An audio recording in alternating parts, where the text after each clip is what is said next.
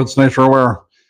Doing this in the comfort of my bedroom, so bear with me on the background and everything. But I want to talk about food aggression in monkeys, so specifically long-tailed macaques. And I see a lot of that actually. Food aggression issues come up on social media and YouTube all the time, and there are videos that are being shared of monkeys and people that are in situations like temples or parks, and the monkeys become aggressive after being offered food, and the people are trying to give food to the monkeys, take pictures of the monkeys, blah blah blah. Food aggression is not actually a natural state for long-tailed macaques. Believe it or not, they're actually pretty chill on their own. So if you're observing wild long-tailed macaques in a setting where they're not surrounded by people and people with food, typically you're not going to see a lot of aggression. You just don't see a lot of aggression in wild long-tailed macaques in a setting where they're not surrounded by people. So suddenly you start to add in elements like a lot of people and people bringing food and people offering food.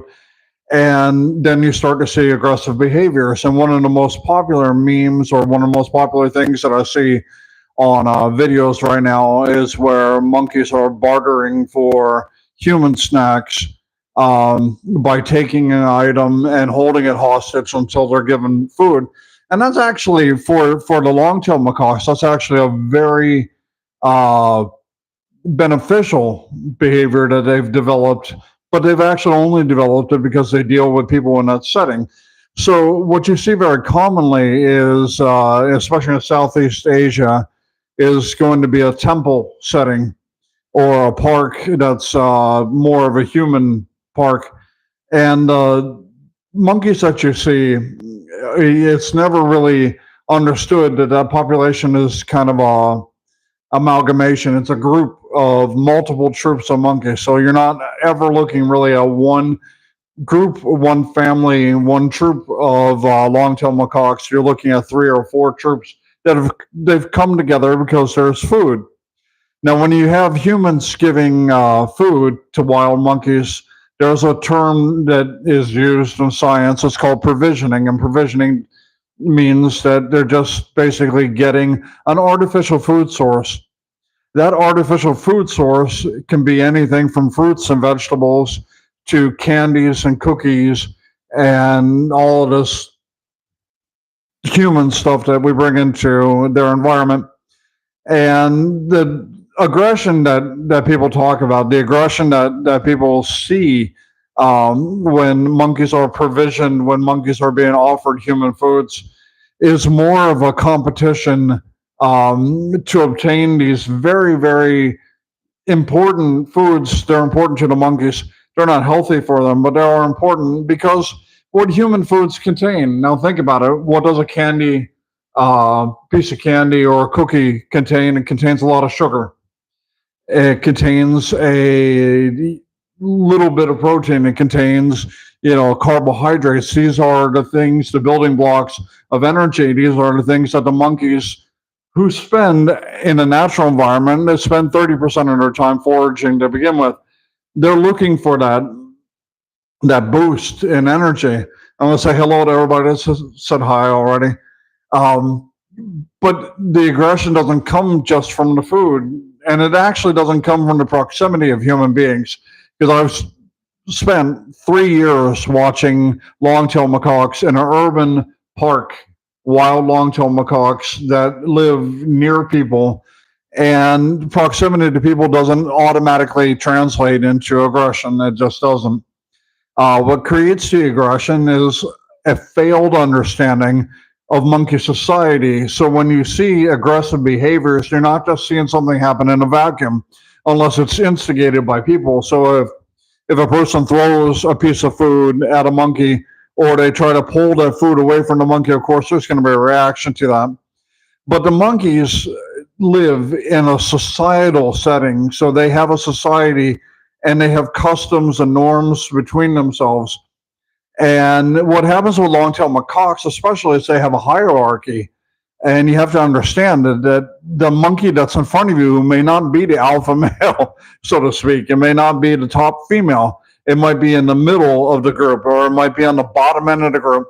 And if you have a monkey that's on the bottom end of the group that's suddenly getting 2 or 3 bananas from you, you're handing them, all this quantitative amounts of food, that's going to cause a social problem among the troop members. That's going to cause unrest. That's going to cause anger and aggression between the monkeys. So they know this and they react to this. And that's why you see the behavior of snatching. They're going to snatch the food. They're not only trying to protect themselves from being injured from the contact with human beings, but they're also trying to keep themselves from being in that situation for a prolonged period of time where they're being viewed by monkeys that are higher up in the hierarchy, and that'll cause problems later, big problems, could be life-threatening problems. And then you've got all those other factors. You've got mothers with babies, you've got older monkeys, you've got sick monkeys, and all these things kind of come together to create an artificial situation where they're competing for food. Now, when monkeys are foraging, when they go out on their own in a wild or semi-wild, even urban environment, but they're not being accosted by human beings, and they're not being provisioned, when they're foraging, they don't have that kind of social strife, because typically each monkey is able to find their own individual food source, whether it be a root or a crab in the water, a mollusk, grass, or fruits. These things don't, in the natural environment, or more natural environment, they don't exist as singularity.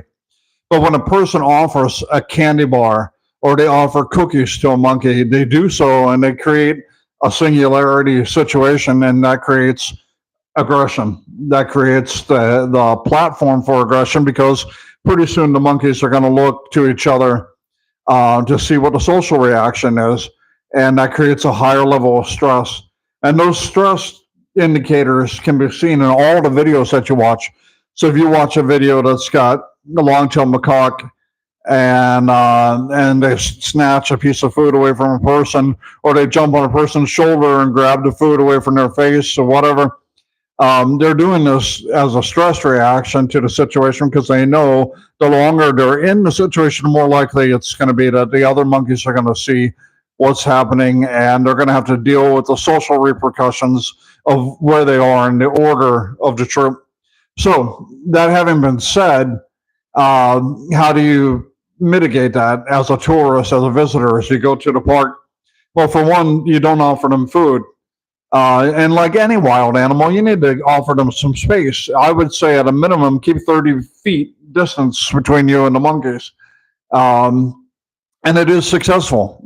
This isn't something I'm guessing at. So the park that I go to, that I've been observing monkeys for 3 years, the same troop, I've been observing them and spending hundreds of hours with them. In that park, the public is fully access to that park. There are fishermen sitting there every day, park workers, visitors, and the monkeys are not aggressive. And they're not running after people, and not jumping on people, and they're not even typically begging for food. Why? Because there's a lot of interpretive signage that makes it clear not to feed the monkeys. The park enforces that verbally. If they see people feeding monkeys, they reprimand them and say, don't do that. And then the monkeys themselves have so much wild foraging prospects. They have lots of mango trees, jackfruit, rambutan. They're on the waterfront, so they have crabs, they have mollusks. It's all readily available. They would rather eat the natural food, believe it or not. They just do. And then the park staff on the other side of it, on the upkeep side, they're emptying the trash cans, and they're not providing easy access to human food. So the monkeys are getting less and less habituated to that provisioning, which is good. So that's my take on monkey aggression and food. I will actually cut a full video, not just a live stream, but a full video where I talk about foraging and food aggression. But this is kind of a preparatory talk to give you guys a heads up of what's coming. Thank you all for watching.